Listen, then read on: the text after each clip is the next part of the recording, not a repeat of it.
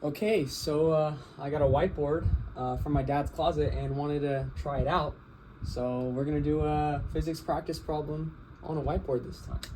All right, so the question asks, what is the angle of this ramp? So we have to find this theta.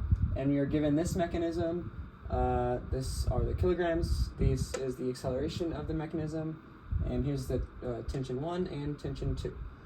So let's do it. So first step, we have to set up our third equations. So our first one is going to, and the mechanism is going this way. So let's start with the 19.7 right here. So it's going to be the net force, which is ma, so 19.7 times the acceleration, which is given 0.39, and that is going to equal all pretty much the forces that we need acting on this. So it's going this way. So this force right here is mg sine theta.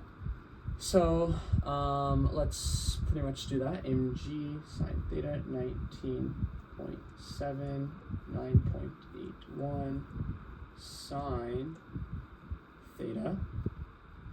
Right? So that's the force acting there. Now the forces acting against it, which are going that way, are going to be T1 and also friction. So we have to do minus T1 and minus the friction. So how do we find friction? Well, friction is the force of friction, which is Ff, equals the normal force times mu. So that is our friction. So how do we solve for that? Well, the normal force here is mg cos theta, and then we just multiply that by the mu given here. So mg, so 19.7, g is 9.81, and then we can go ahead and add or multiply by our friction coefficient right here, which is 0.231 cosine theta. So that is our first equation that we have set up. Now we can go on to our second one, which deals with this one right here.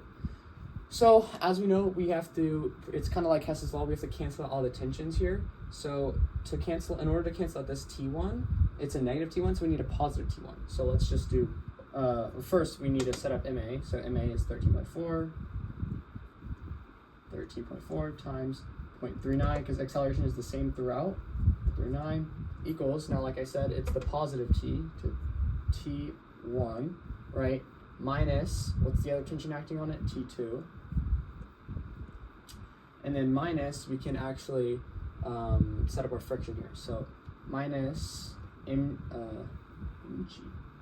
and then our friction coefficient, because the normal force here is just straight up, right, since regular force is 0, so surface perpendicular straight up.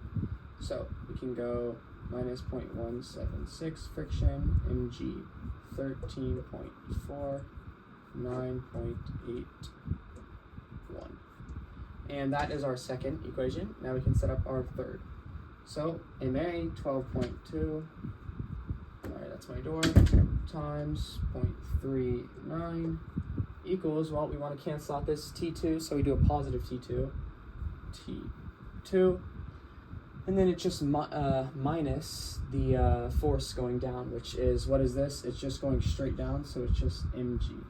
That's that force. That is really bad. Mg minus mg 12.2 times 9.81. Right? So those are 3 equations set up. So now what we can do is we can add all of them together. So this comes down to a certain number, and then all these here, we can cancel out all the tensions. So this is a negative tension, T1, positive tension, T1, negative tension, T2, positive tension, T2. So all of those get canceled out, and we are left with one big equation with one variable that we need to solve for, which is theta. So we can do that on our calculator. This is really long, so I kind of skipped it. And you go to numeric solver. This comes out to 17.7 and blah blah blah, and we go 0, solve, alpha, solve, and we get our theta is equal to 6.7. Thank you. So that's how you do that problem. That's how you find the theta.